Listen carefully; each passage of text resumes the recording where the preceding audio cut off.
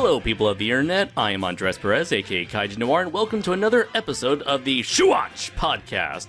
Today on the show, we have another kaiju novelist, an individual by the name of Zach Cole, here on the show to talk about his various kaiju books, as well as his Kickstarter for his latest project, Blue Moon. So, welcome to the show, Zach. Or as I like to call you, Mr. Zach King Cole himself. That's not the first time I've heard that. Yeah. I mean, it's just perfect, you know? Nat King Cole, Zach King Cole. You got to roll with it, you know? Yeah, definitely. So, how have you been, man? I've been all right. All right, awesome. Up and downs. It's life. Yeah. Oh, of course. Oh, yeah, especially in this day and age. Oh, yeah. Yeah, this year more than any. So, I guess my first question for you is, for those who may not be familiar, would you like to tell us a little bit about yourself and your and the body of work that you've done? I'm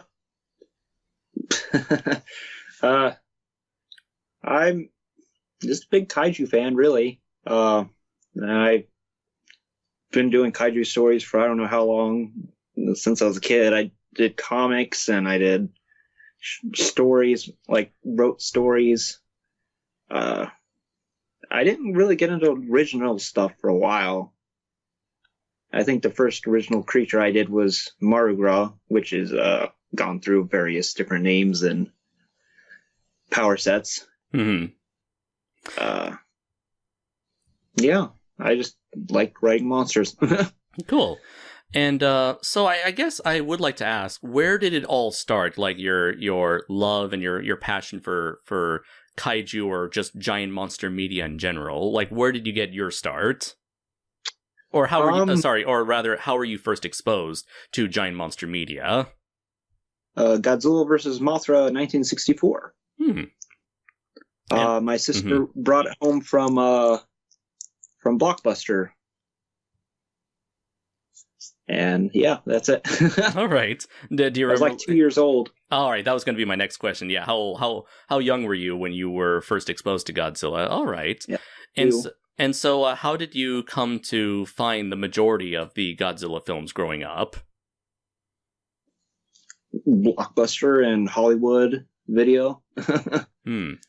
And this was the 90s, the late 90s, so I feel like I had a better chance than people growing up before then. Oh yeah, I absolutely know what you mean, man. For me, I was always constantly scrounging every video store, seeing what kind of VHS I could get my hands on back then. Yeah, I know. I was always looking at Blockbuster, and I would find the new ones that would come out, Against Mechagodzilla and Tokyo SOS and Final Wars. So.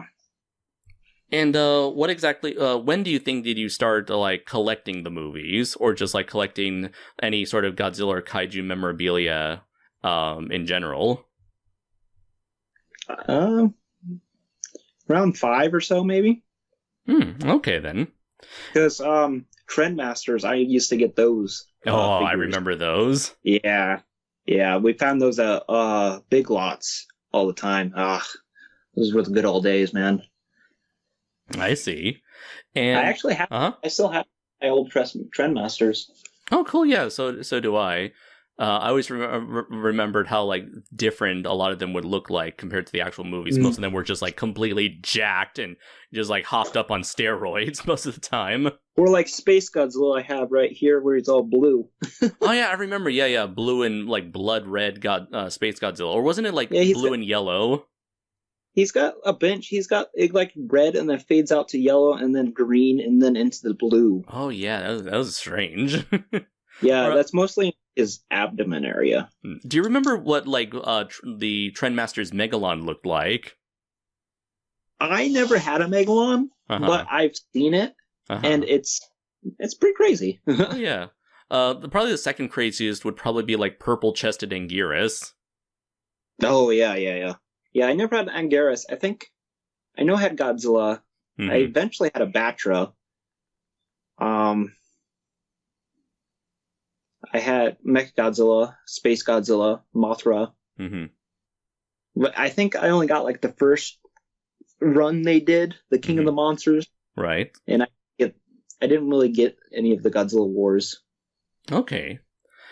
So growing up, were there any other like major giant monster franchises that you grew up with, or became like huge influences on on what would eventually become your body of your writing or body of work? As a kid, I had a VHS of Gamera Guardian of the Universe. Mm. And I watched that like every day. So I didn't really get into any of the other Gameras until I don't know, teenager years. Mm-hmm. But I do remember that one, mostly because it came out the same year I was born. So. Oh, okay. Yeah, I was, I was kind of like you as well. I grew up with Gamera Guardian of the Universe on VHS, and I wasn't even aware of the other two sequels until years down the line when I discovered them on like I think it was like Toho Kingdom. I discovered Gamera 2 and 3's existence. I think I got them on Netflix, and I got them. Oh, nice. And awesome. Gamera 2 is still my favorite, even though it scared the shit out of me as a kid. I bet. Sorry, I don't know if I can curse on here. Oh, no, it's a free-for-all on this show. Okay. Yeah, we don't give a fuck. The subway scene terrified me as a kid. Uh-huh. I used to skip past it when I watched that movie because I still loved it. Uh-huh. It was kind of like... now I'm like, oh, I love it. It's like my favorite scene. Yeah, for me, it would be like the jump scare moment. Like, as a kid, I was always afraid of the jump scare moment from Godzilla versus Mechagodzilla, where, like, the main character is, like, chasing down the alien, the half gorilla face alien across the ship. Yeah. And then he just, like, jumps out and just screams real loudly as he tries to get the jump on him before getting shot and, falling over falling over off the ship, which I think was censored in my original VHS, because I don't think you see him fall over. You just hear a shout, a scream, and a splash. You don't actually see him falling into the ocean. Weird. Yeah, I think it was Mechagodzilla and Terra Mechagodzilla. Like, there was some really weird, like, erratic editing going on, where it's like, wait, what? Huh? What? Huh? Ooh, what happened now? Terror Mechagodzilla is where you get to see boobs. Yeah, hey, I never saw those boobs growing up. I never did too. I never even knew that was a thing until like recently, last couple of years. Right, where you see that and you're like, whoa, hey, I don't remember seeing, I don't usually see those in my Godzilla movies. Right. Let's see. So, we know that you've grown up on a good amount of Godzilla and a little bit of Gamera. So, At what point were you inspired to become a writer? I was always sort of a writer, but to go full on, I think it was with Jeremy Robinson's Project Nemesis. Uh-huh. And that's where, like, I was like, hey, kaiju books are cool now. I should write one. Did you ever read any kaiju books prior to Project Nemesis? The Godzilla books that came out. Oh, what's his? I'm sorry. What was his name? Mark Saraceni? Yeah. Okay. Yeah. You see, I never grew up with those, but I guess it was mostly because I was never like much of a book reading person back in the day, or I was too busy reading Captain Underpants to ever find. That's the thing. Yeah. Like, I think that's the thing. I always read whatever Scholastic usually offered, and you would never see that kind of stuff offered on Scholastic. You'd see Animorphs, but no Godzilla. Right. Yeah, I was an avid reader back in the day. I still try to read now, but lately just things have been crazy for me. I haven't really read a lot. That's understandable. Mostly just Jeremy Robinson's stuff anymore. Okay. Did you read that? Yeah, sorry, go ahead. I've read that crappy comic called Grackle Azul, but oh, that you've been reading that trash. Yeah, I know. I don't know why. I mean, I don't know why anyone would read it, but if they were so inclined to, I mean, I guess they can go onto Amazon and purchase the second issue, which I hear was recently released and available. Yeah, it was okay. Yeah, I mean, heck, if you're morbidly curious, I guess you can order a physical copy or a Comixology edition coming soon. When are you gonna be releasing the physical one? I recently got it, all joking aside, I just got it printed currently as of the time of this recording, and it's currently cool. being shipped to my family's house where they'll be much like with issue 1, they'll be the ones distributing it once I get the listing up on Amazon.com. Nice. I'll have to get me one. Yeah, thank you very much, man. I appreciate it. Yeah, and no problem. Same goes for you. I would totally, love to collect your books as I have with Matt Denion's books. It's a whole other situation when it comes to international stuff. You spending, I don't have a credit card and blah blah yada yada yada. Anyways, It's not about me. This interview is about you. So no, yeah, I get it. So, did you ever read any of Jeremy Robinson's other books outside of Project Nemesis? Yeah, actually, I've read a good 80% of his books, maybe. Oh, nice! Wow. I guess for me, I've read up to Project 7. Was it 731?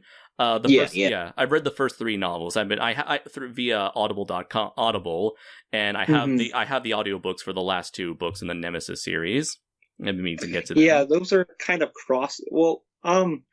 Project MyGo was kind of a crossover, and then 731 was a continuation of Island 731. Island 731, yeah. And I love the kaiju in that book, so I love it. Okay. And then Hyperion is another sort of crossover with Raising the Past. Mm-hmm. And then Legion is like a big Avengers style crossover. I see now. Over several of his books. Mm-hmm. Cool. Yeah. So, were there any other major inspirations for you in terms of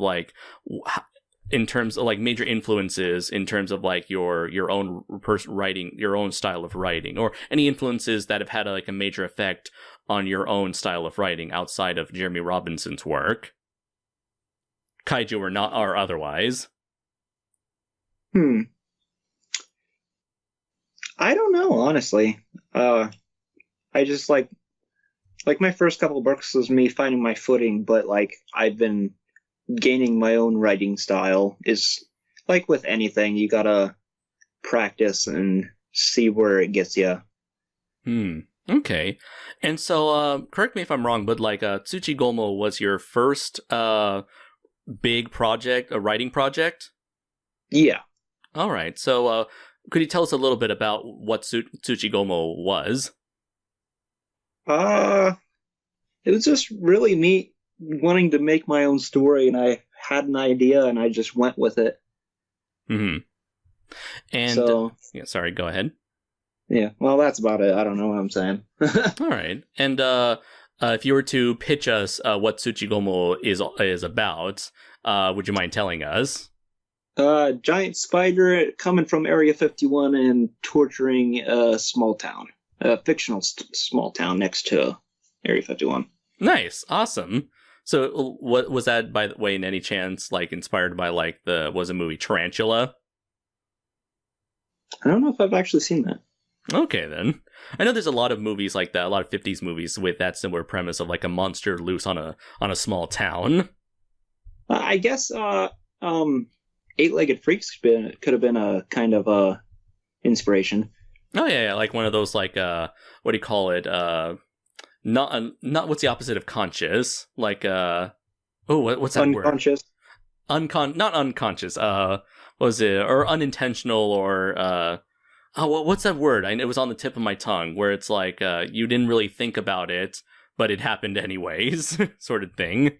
Yeah, I know what you're saying. I don't freaking know that word either. I know, and I had the word. I used to use that word all the time. I hate it when that happens. When it just escapes me. I know it's on the tip of my tongue.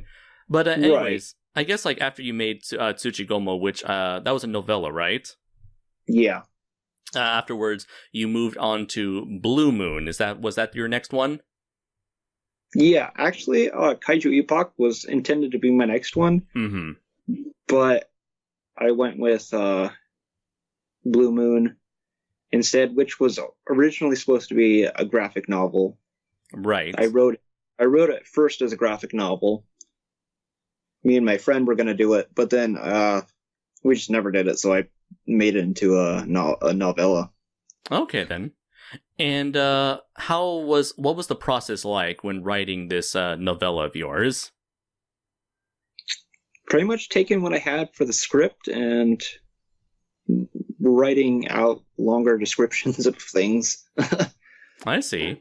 And what was the difference? Was there any like difference between the experience writing Tsuchigumo and the experience writing Blue Moon? A little bit, because I already had a premise for Blue Moon. For Tsuchigumo, I just had an idea and I went with it.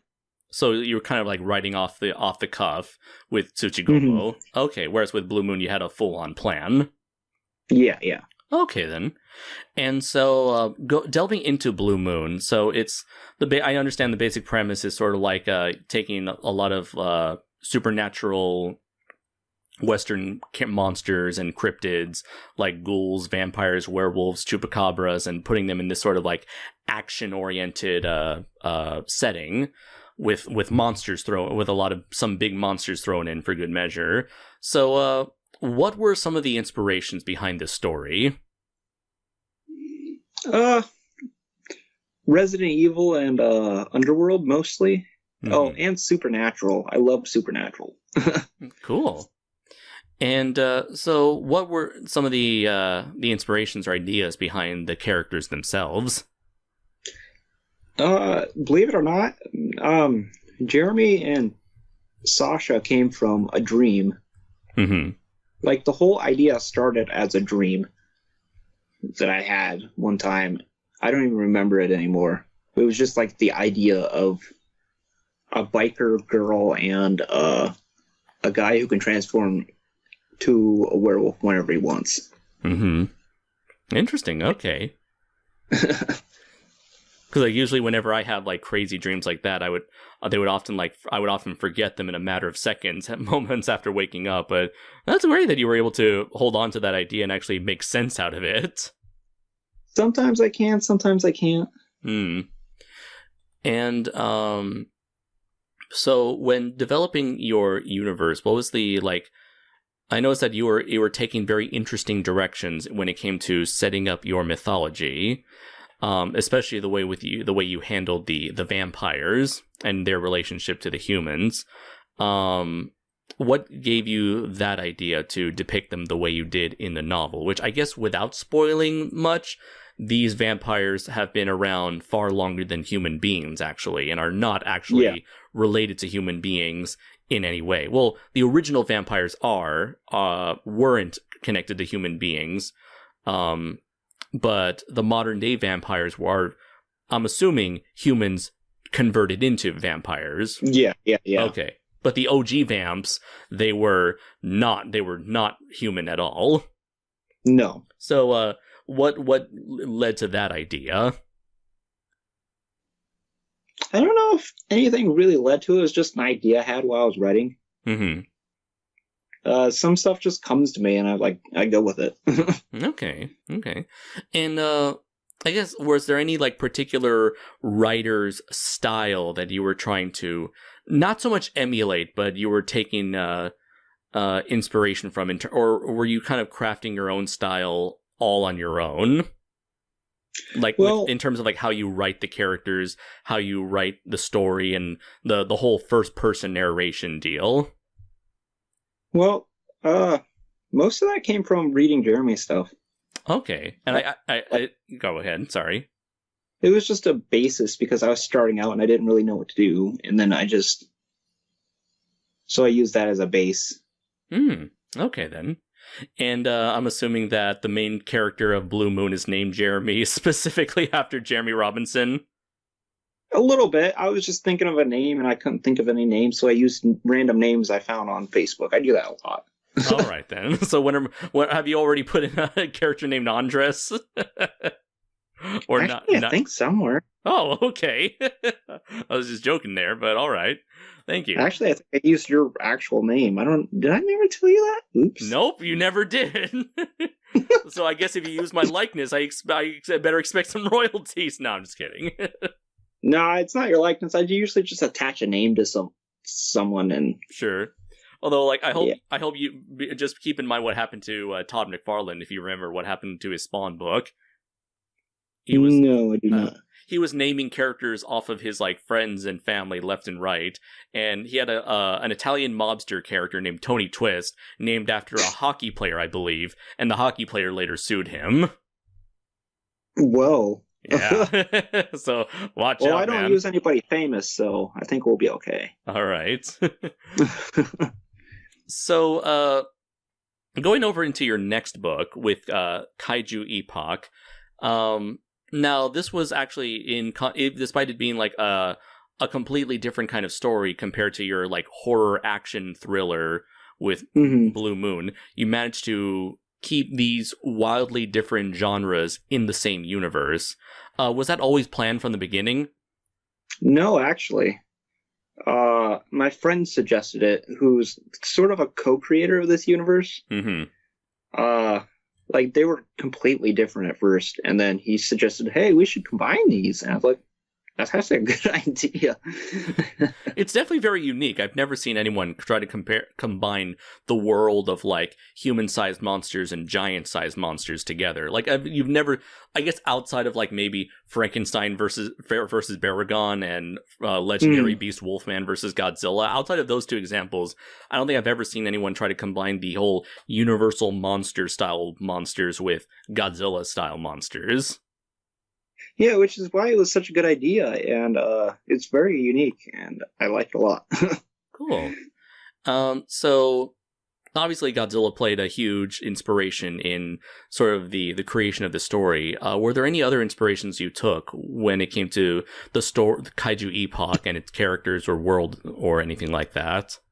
Well, in original versions, I had like an amulet, like from Gamera, the Gamera trilogy, that like link them instead of just the mental link. That was like, I did take some stuff from Gamera that, well, inspiration wise.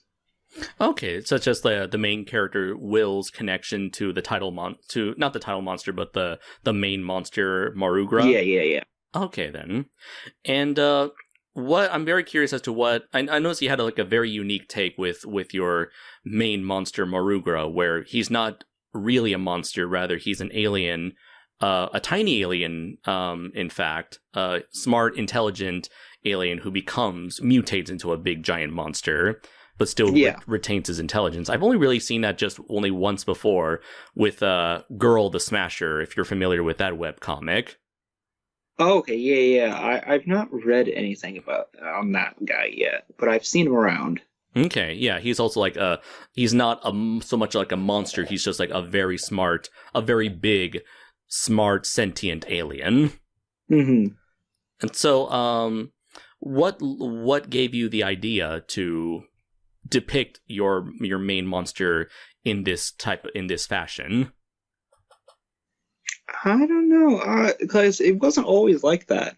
Like, he was always, like, before, he was just an ancient creature. But I think my friend came up with the idea that we would do, or, like, have them, like, be a part of a race of aliens, and then I just went with this idea. Okay. And did you come up with the design, or was that something that like you let the artist Nick Hubbard do, and then let other artists like kind of take control of the direction of the design, or was any of it from you? Yeah, I designed most of these monsters, and then I like to commission other artists to do either their own take or whatever. Okay, then. And how do you go about designing the monsters in your book? In your books in general, I mean. Most of these are really old monsters I've had for a while. Okay, then. Well, how far back are we talking? Grade school. Okay, then. Maru, actually all of them in this are pretty old. Zorax is older than Marugra. Oh, really now? Okay. Yeah. Was Zorax in any way inspired by Megaguirus? Yeah. Okay, because when I first saw the cover of your book, I was like, this is giving off major Godzilla versus Megaguirus vibes. Although I will say that the way you depict Zorax is, I believe, far superior to how Megaguirus was depicted. I would say Zorax is Megaguirus done right. Yeah. I love Megaguirus. I love her design so much. Yeah, it's a decent design. Personally, I'm just not a fan of that movie. I think it's an okay movie myself. And so let's see. And how did you go about creating the characters in your book, like Will, Ashley, what was Aaron, and the rest of the gang? Honestly, they're all this idea has been around since middle school or grade school for me. So like they've just been with me for a long time. I honestly don't really remember. Most of them were just like based on real people I know. Okay, yeah, that was going to be my next question. Like, was any of this like inspired by real life experiences or just like real life people you knew? Okay, interesting. And I guess like going ahead into Titans Unleashed, I know on Titans Unleashed this was your was this the novel that attempted to bridge the gap and combine the worlds of Blue Moon and Kaiju Epoch? Yeah. Okay. And was this the book that was this another self-published book like the first the first three projects? Yeah. Okay. Yeah. Huh.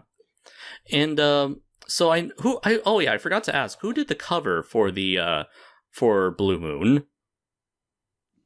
Blue Moon? Oh shit. With the with Jeremy's werewolf form being silhouetted against a blue backdrop with trees. I think that was Matt James. Matt James. And who is he? He's another author friend of mine. Oh, nice. Let's see. I know I have it in here somewhere. I've got the book right next to me. Sure.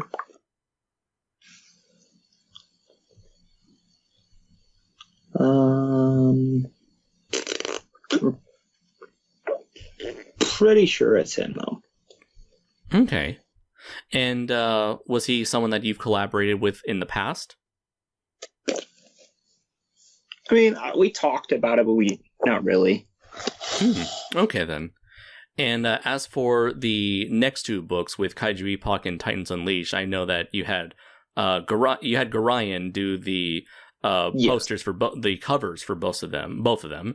How did you meet Gorion? I saw some of his work in a Godzilla group, and I was like, hey, those are badass. I want to commission this man. And then now we're just like good friends. That's very nice. Yeah. That's kind of like the similar way. He's like, I noticed the man is super approachable and very easy to talk to and get along with. Yeah, cool. He's a good man. Oh, totally, absolutely. Hardworking individual. Can't wait to see what he does with our characters in his upcoming fighting game. Oh yeah, I'm still waiting on Maru. Yeah. And so with Titans Unleashed, I know this was where you introduced your robot character Prometheus. And I remember in the past you mentioned that Prometheus was mostly inspired by Evangelion, to which you are a massive fan of. It was a bunch of different things. It was Jeremy's Hyperion character. It was all the other robots I've seen. Most Power Rangers. I loved Power Rangers as a kid. Oh yeah, of course. I'm right with there's there. No transforming, but oh, sure. Hey, not all of them needed to transform. Right. I mean, he's got some kind of transforming ability in the third book, but oh, nice. Like the cannons on his back detach and transform into a giant cannon that he holds. Nice. Yeah. And so, what were the challenges that you came across when writing Titans Unleashed compared to Kaiju Epoch and Blue Moon? So many characters. Yeah, I was thinking about that. Like when I was reading Kaiju Epoch, you already had like a number of civilian characters and military characters and alien characters that even for me, it's like it's very difficult for me to keep track of all these individuals. Like so, it's like I can't imagine how it must have been for you as a writer, and then to imagine having to handle the both sets of both the Blue Moon set and the Kaiju Epoch set of characters all together in one book. Yeah, some of the Kaiju Epoch characters don't come back, though. Okay. They're not dead, but they just don't come back. Right. They got Pacific Rim Uprising. Yeah. Well, I hope they got at least had a better send off than like just what was it like Raleigh from Pacific Rim 1 just not getting mentioned at all whatsoever in a sequel. Right. Well, it's not that they don't get mentioned. It's more like they doing their own thing. Yeah, sure. It's not for them, so they just leave. Mm-hmm. Yeah, that's totally understandable. And what was the self-publishing process like for all 4 of these books? With from Tsuchigomo all the way to Titans Unleashed. It was a learning process, really. Learning how to format, learning how to do a lot of things. I had some people help me with editing, so it was nice. Oh, okay. And when it came to formatting, were you like self-taught, or did you take any sort of tutorials, or did someone like show you the ropes? I looked up tutorials to figure it out. Okay then. And so, what was it? There was another novel I've noticed in your filmography, which is called The Experiment. What is that? That is a multi-author project. I wrote a good bit of it, but like Chris Nigro. Nigro? Yeah, I don't know how to spell. I don't know how to pronounce his name. At least Matt Denyon has told me it's Nigro, which is, I guess, very important given that how similar it sounds to another particular word we don't want to say. I know, which is why I'm so hesitant to say that. Right. But yeah, he's part of it. Robert Galvin was a part of it. So a lot of like the Wild Hunt crew, the people that would a lot of the Wild Hunt crew was part of it. There was like 6 of us who did. Okay. So what is? Go ahead. Sorry. Dustin Drayling was part of it. Oh yes, I know him as well. Okay. Yeah. So it seems it's like a collection of like up and coming indie writers. Yes. So is this like an anthology, or is this like a one continuous story? It was a linear anthology. What exactly is a linear anthology? It follows the same timeline, but it follows different characters responding to the different crises. Okay, so it's kind of similar to another upcoming project that you and I may be doing in the future, without spoiling what it is. You have to remind me about that later because I don't know what you're talking about. All right, wait, no. Yeah. Mind, I do. Never mind. Right. I just remembered. I'm slow. just gonna type it on the chat just to let you know. Yeah. Okay.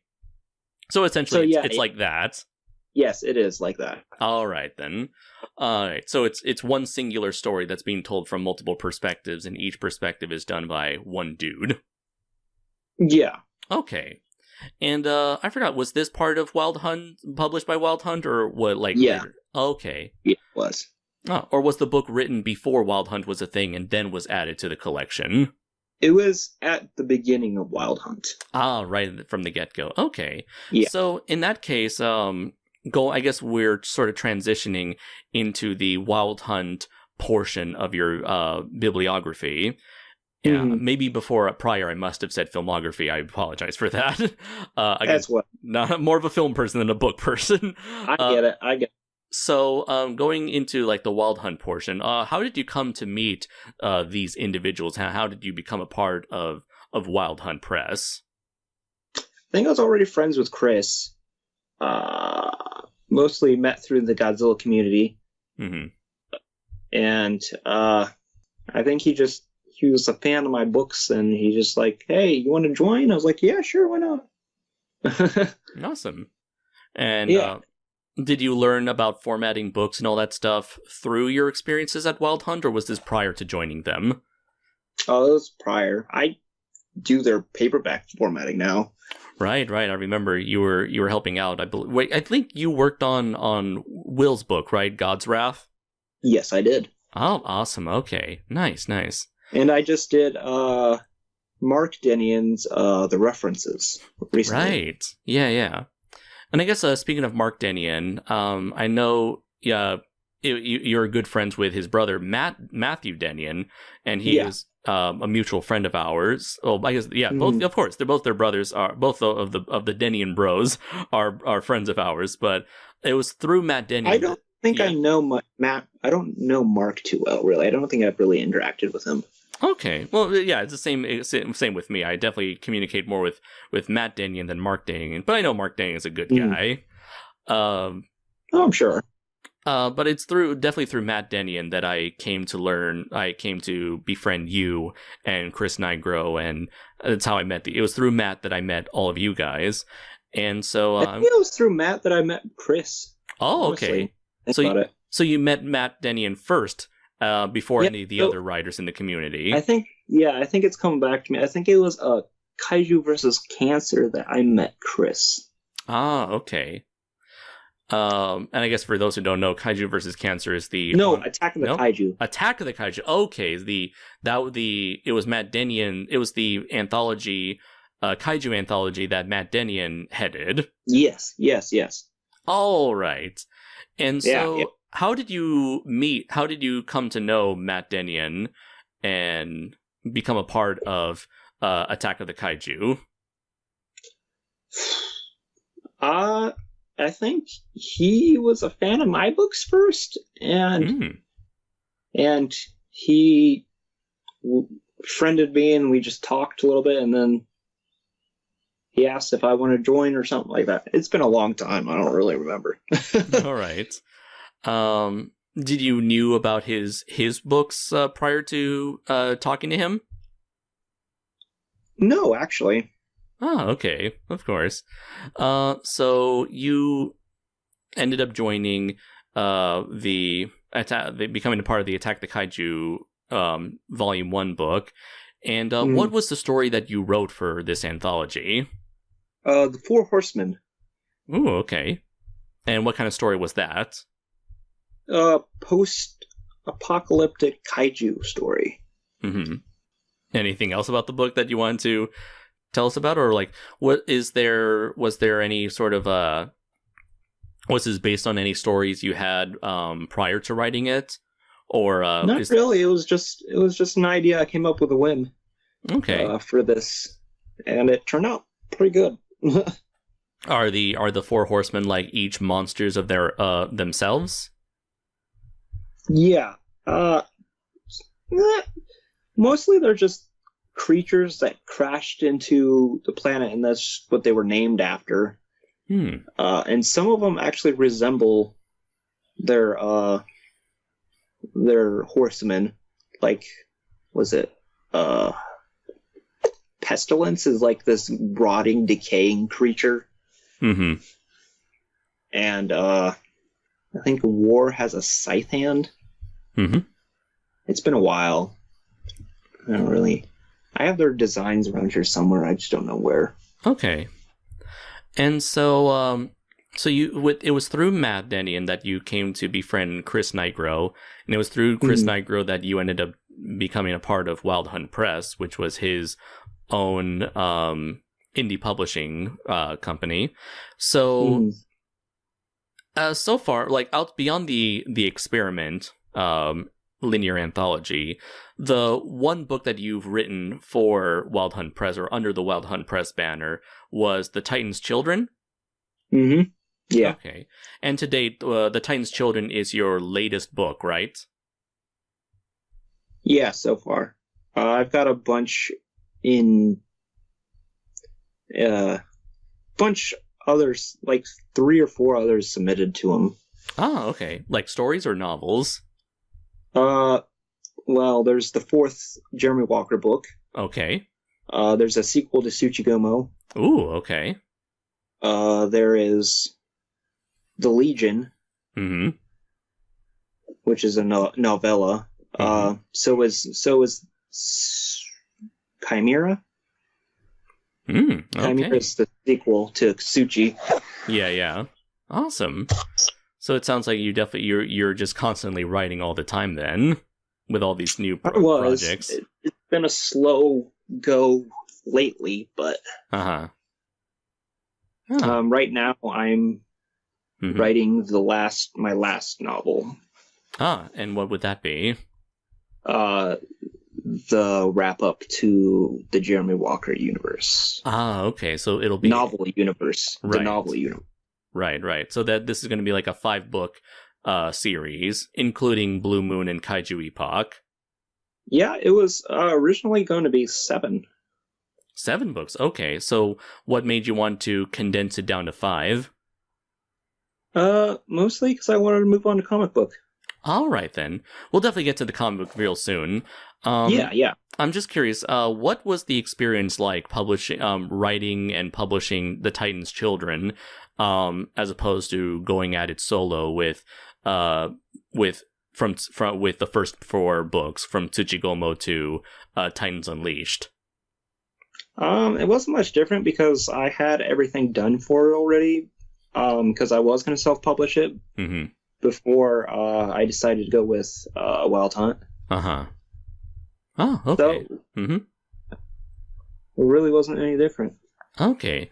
Were there any added benefits from having this book published by Wild Hunt? I don't think so. It's just like same. Oh, just more of the same. Did you had anyone else like come in to help work on the book, like as an editor or as when it came to formatting? No, I like to do my formatting because I like my print books a certain way. But I think they handled the Kindle, which was fine with me. Okay, nice. So pretty much like a lot of the book was under your control. Or under your supervision. Yeah. I see then.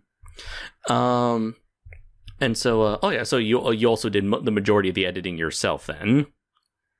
Me and a few friends of mine, I had a little group set up where people would help. Dustin was one of them, so. Oh, nice. Okay, excellent. Yeah.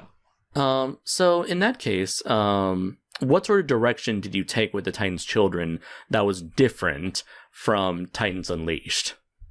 I don't know if there was a real new direction. Definitely longer and gave a little more backstory into the Titanmancy.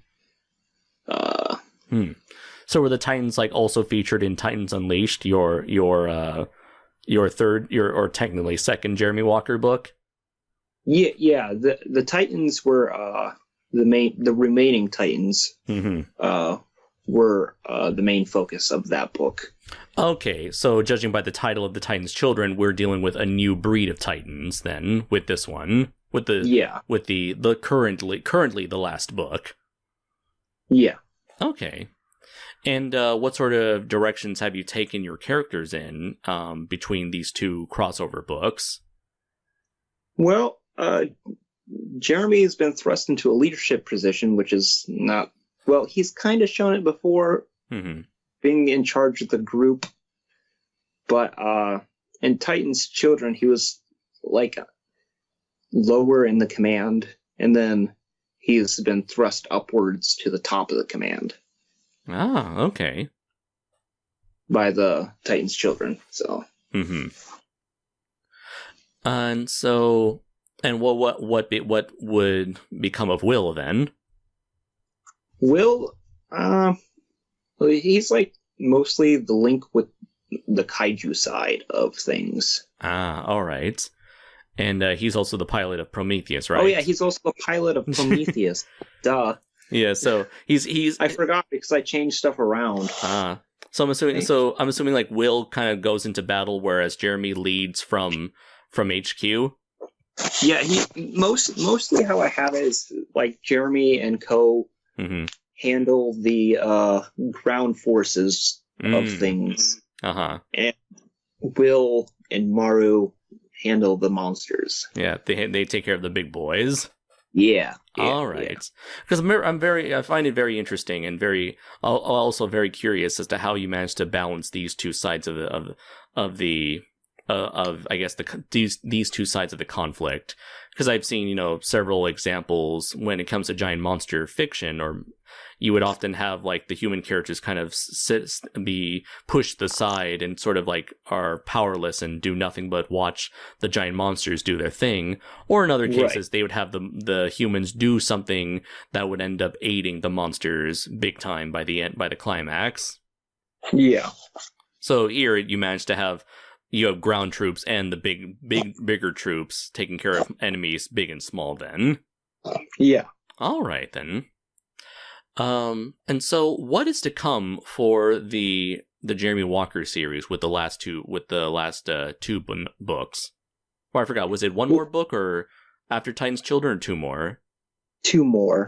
All right. So what is there to come for the series, for the last two books in the series? Well, the fourth one is called Secrets of Atlantis. I'm sure everyone can figure what that means. Yeah.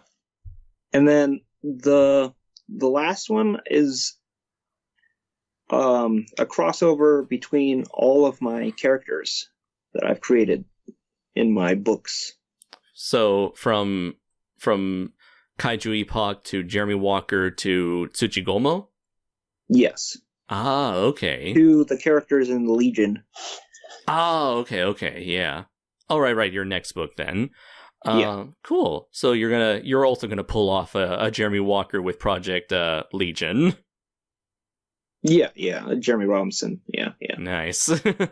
All right, or essentially before Jeremy Robinson, you're gonna pull a Destroy All Monsters. Yeah, sort of. Anything's on a big crossover. Yeah, it's a big multiversal thing. Oh, so it's a multiverse thing, not a shared universe thing now. Yeah. Well, Suchi was separate from the Jeremy Walker universe, and Legion is separate as well. Okay, so it's essentially three universes coming together for the fifth and final book. Yeah. All right then. Nice. So given that you've already written these books, did you find it more challenging to deal with a larger scale than what you had previously with your initial books? Not really. I like Insanity. Okay, awesome. So it just felt like the next natural step for you. Yeah. Awesome. Also, I guess when it comes to the cover of the Titan's Children, it was done by Gabe. What was it? TKE. Yes. And so, how did you come across him, and how did he ended up doing the cover for this book as opposed to Garayan? I believe I came across him on DeviantArt, and I commissioned him to do I wanted him to do the interior art for Kaiju Epoch. Okay. But that never happened. But he did do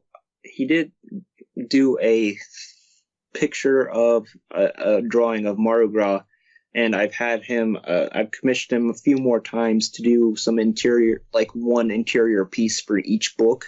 Mm-hmm. And we just became friends. Nice. And I noticed that his depiction of Marugra, that's the one that you use the most often, right? Like, such as your Skype profile picture? Or is that another artist? Yeah. That's Ray Fromm. Ray Fromm. Oh, right. I know Ray Fromm. Yeah, great artist. Another great artist. Yeah, he did all the interiors for the Titan's Children. Ah, okay then. Nice. So you met these other artists within the community online, and you've commissioned them to do these various pieces then. Okay. So, I followed Ray for a time on DeviantArt. Okay. only recently got to talk to him when I started commissioning him. So Cool. All right. So these novels have helped you make newer connections with newer people you hadn't talked to previously. yeah, it's been fun. Oh, I bet. And so who do you have planned to do the art, the covers and interiors for the last 2 books in the Jeremy Walker series? I have art done for Secrets of Atlantis. Mm-hmm. I forget. Why do I forget the artist's name? He's a cool dude. Was it an artist you've worked with prior, or another new artist? It's a new artist. Ah, okay. Joseph Hamilton. Oh, okay. Does he have like an online handle? I don't think so. I just know them from Facebook and a friend of mine. Okay. And so is he also going to do the interior art for that one?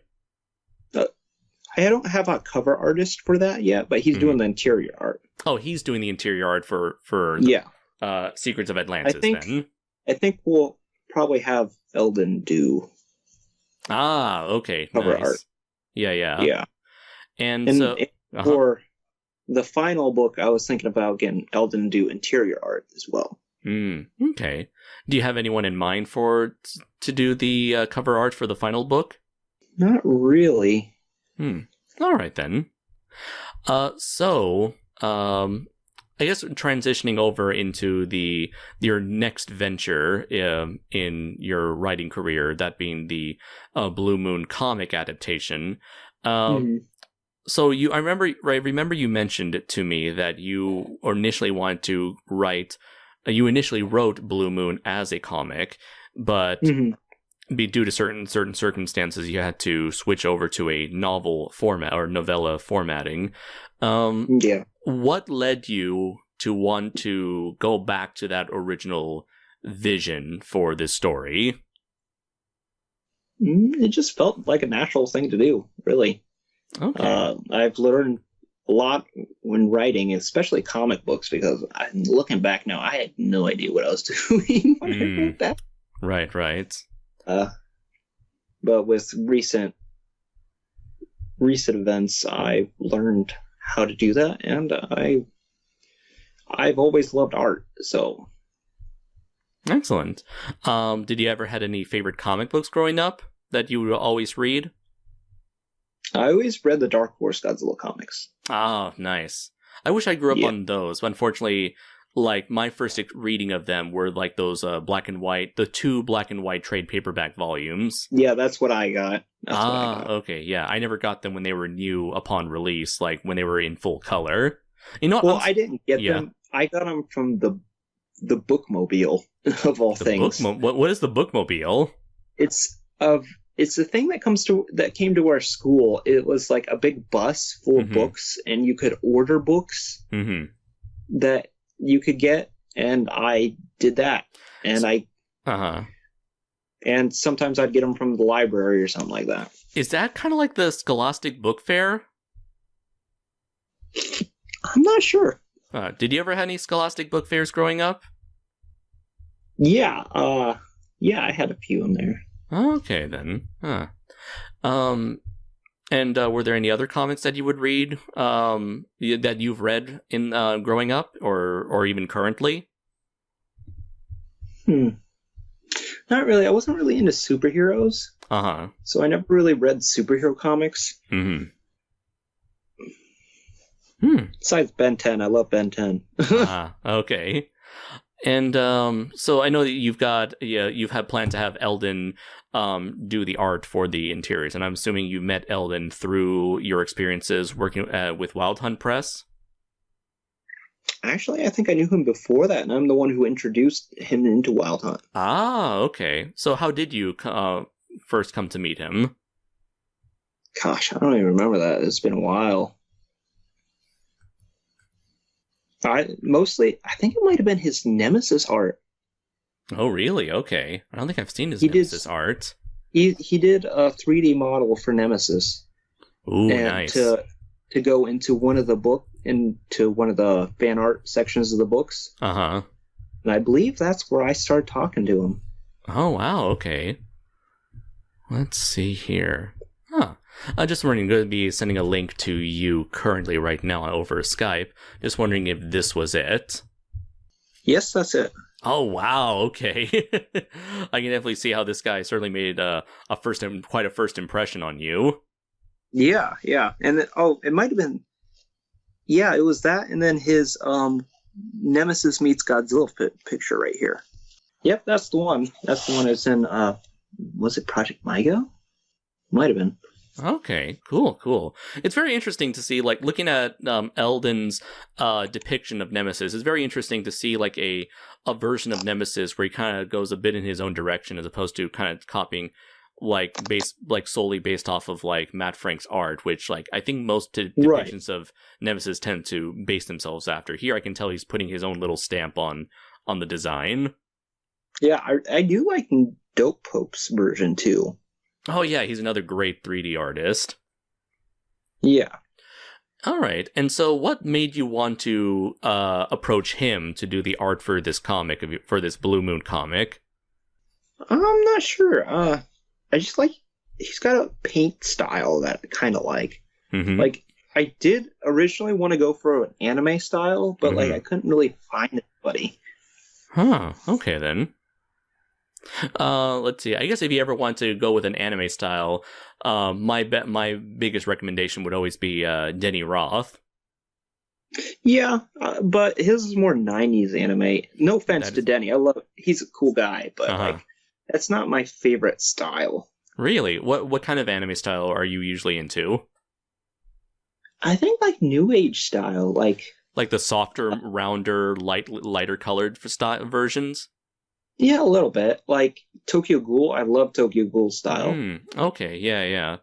I can see that, yeah. Definitely when it comes to 90s anime, they've often got like a more sharper, angular style. Yeah. Okay, yeah, that's my favorite. That's understandable, right? And so, what were the challenges you found when, like, what are the biggest differences you've come to find, between writing a comic and writing a novel? Comics are kind of less descriptive. Mm-hmm. Like trying to write in what a character feels and thinks is a bit tougher. Right, because you got to share that information visually. Right. So you like got to put an emotion to like what you want them, like describe an emotion that you want them to look like they're feeling. Right. So it's almost like a mixture of like how to approach filmmaking, telling a story visually with filmmaking, plus also telling a story with words as well. Right. Okay.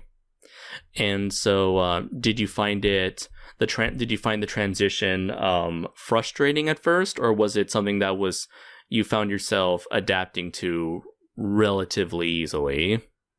I think I adapted relatively easy, actually. Okay, so you got pretty much into the swing of things with that. Yeah. Okay, awesome.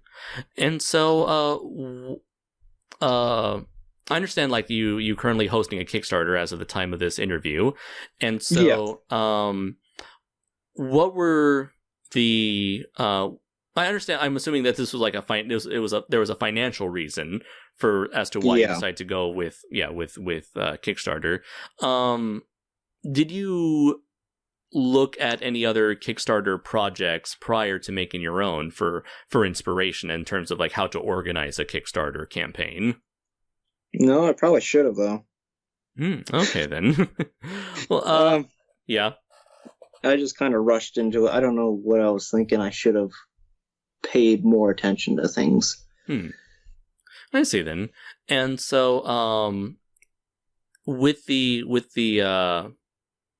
and just wondering if the Kickstarter is not successful, do you plan to put this project on the back burner, or do you happen to have a plan B as to how to approach this comic project? Me and Eldon have been talking about a plan B. Mm-hmm. not sure quite what we're going to do yet. We haven't really talked about it a bit. Sure, okay.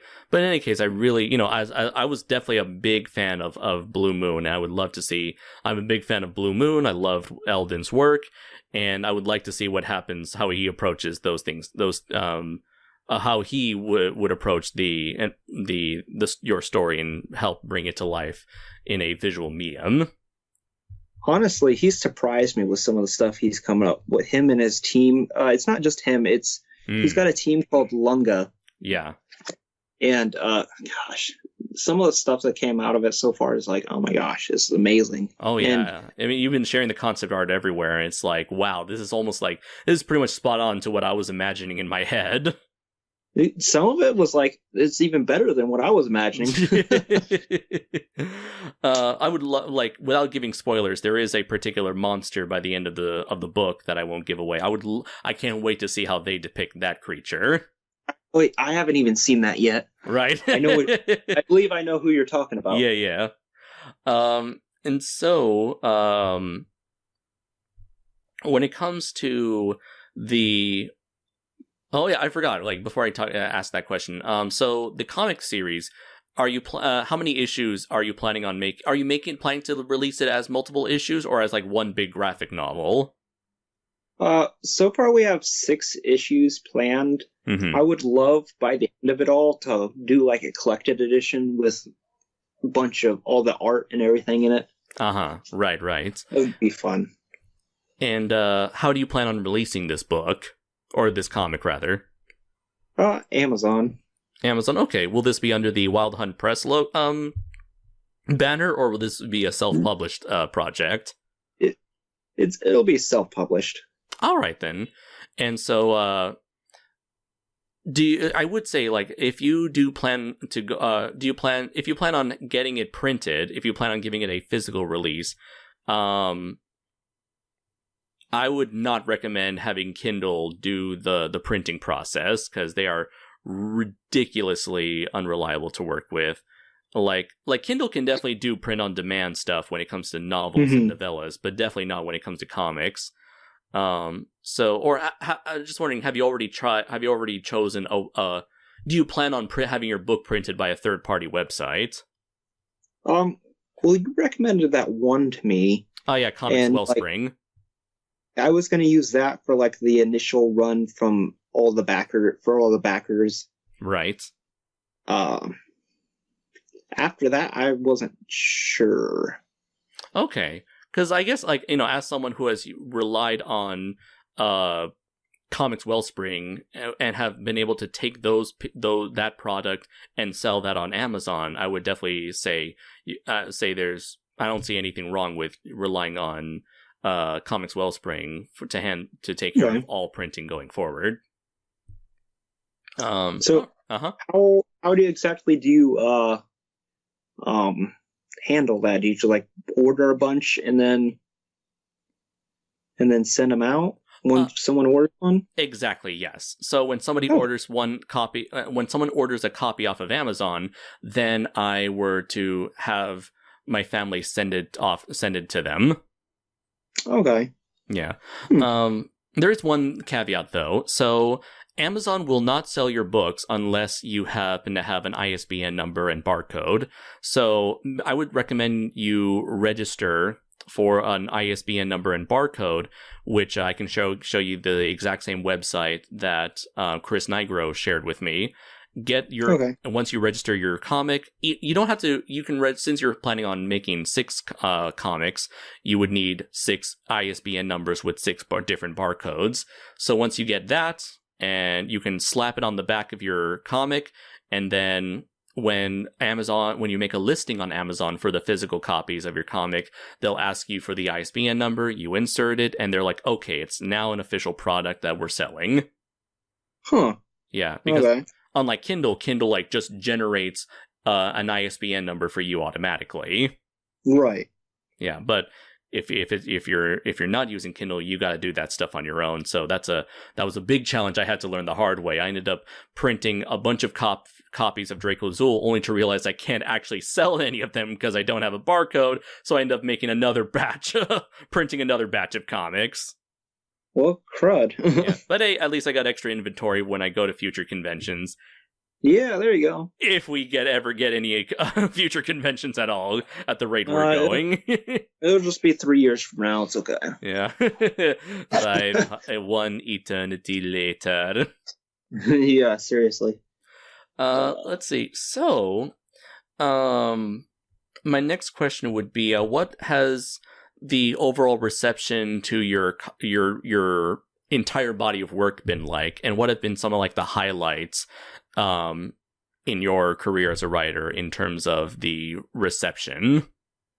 It's mostly been positive. Like, you're gonna have some negative reviews, but like the negative reviews I got have been like, one of them was like constructive criticism, which I fixed in the comic version of Blue Moon. Cool. And another one was saying Kaiju Ibok was too technical and boring. Okay, interesting. But like, I haven't. Those are like the most negative things that have come from anything. Everything else has been very positive, which is interesting. Oh, that's really great to hear. Yeah. And so, have you had any experience like going to conventions and selling your books at conventions?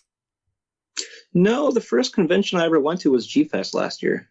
Oh, okay. Oh, right. That was your very first G-Fest back then. And yeah. What was it like attending G-Fest for the very first time and meeting essentially the kaiju community in person for the first time?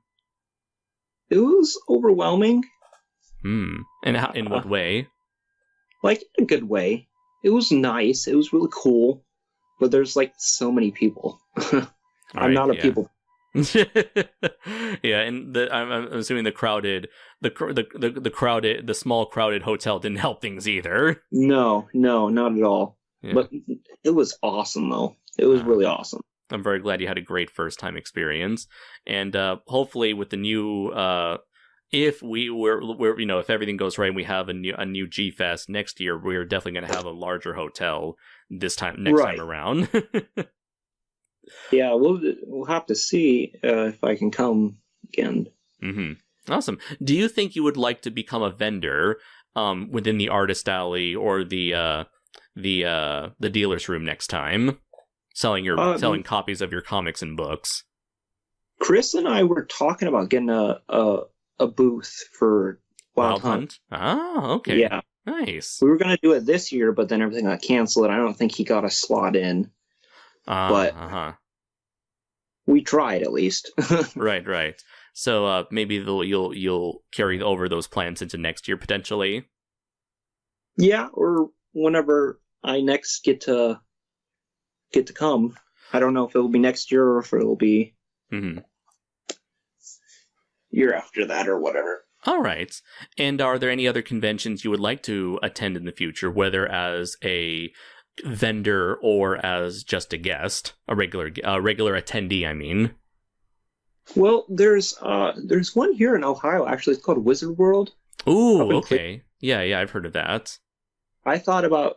My brother just went there. He said it was cool, and I thought it would be fun to go one time. Nice, okay.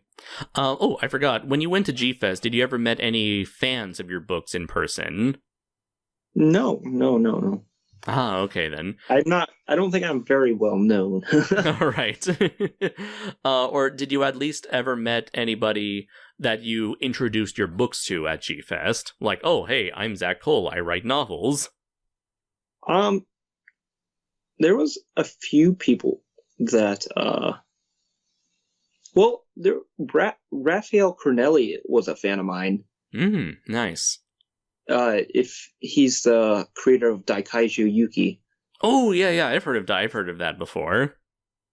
Cool. Yeah, he apparently was a fan of mine, and me and him are friends now. I wrote his books. I'm a fan of his. So. That is wonderful to hear, man. Yeah, and the creator of Tyrantus. I think I told him about my books, and I guess he's got books too, so there's a trade-off there. I don't really remember his name off the top of my head. All right, then. So I guess my last question would be, given that you've been writing for a good while now and you've written you have a large collection of novellas and novels and hopefully comics under your belt in the near future, is there any advice you'd like to give to other people out there who are interested in getting into the prose writing or comic writing scene? Just do what you want. Don't listen to other people. Like, obviously, if it's constructive, yeah, take it a little bit. But, like, don't let people crap on your ideas and just go with what you want to do. Mm-hmm. Because I've noticed that's a thing that happens, and it's ridiculous. Like, if I got an idea, I'm going to go with it. Yeah. Nothing's going to get in your way. Right. That is great to hear, man.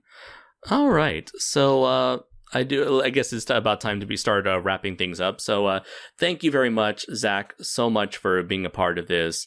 And also want to give a big shout out to your artist, Eldon, who did the title card, for the amazing title card for this podcast, which the audience has probably been looking at the entire time as they've been listening to our conversation. So if you do want to, for you, ladies and gentlemen, if you want to support his body of work, you can definitely find all of his books on Amazon over on his page, Zach Cole. I'll be sure to leave a link in the description. Also, be sure to fund his Kickstarter and, keep up to date. You can also follow him on Facebook, I believe. Anywhere else that we can follow you? I have Twitter and Instagram. Nice. And what would people need to search for to find those? Gosh, I don't remember off the top of my head. My Twitter is at Zach COL82050445. Why is that? Just look for my name.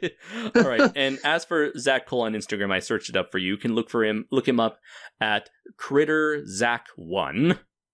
Yeah, that sounds right. And you also have a DeviantArt, right? I do. It's also CritterZach.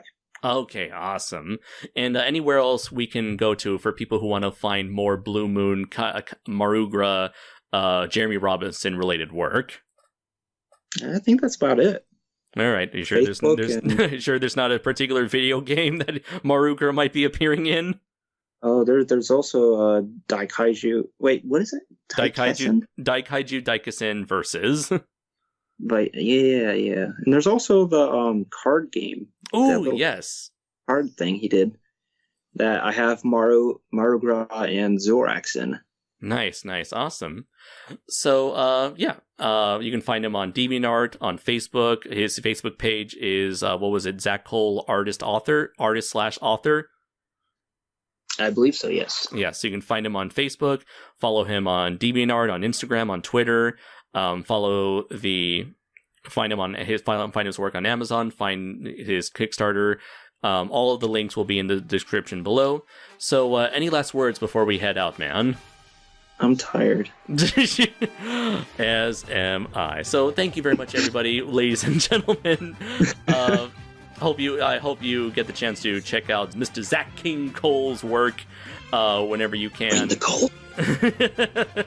And so I have been Andres Perez, aka Kaiju Noir. You have been Zach Cole of various things. And until next time, everybody, take care. Bye.